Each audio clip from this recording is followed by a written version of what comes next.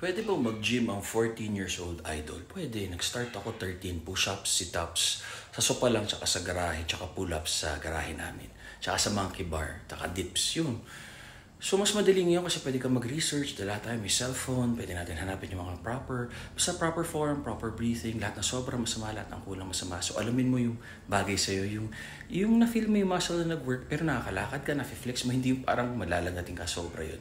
So, 14 years old. And then yung mga supplements like creatine, protein, sa below 18, basta okay sa magulang mo kasi hindi natin alam baka mamaya may sakit ka na hindi mo alam, kidney disease, may allergy ka, kaya nakalagay 18 years old. Kasi adult ka na, pinag-isipan mo maigi yung linagay mo sa katawan mo. Pero pag bata ka pa, 'di ba, hindi ka pa full consent, parental consent. So yun, tsaka doctor supervision. Kahit matanda na kasi malam mo mayroon na creatine, may allergy o may kidney problem, 'di ba?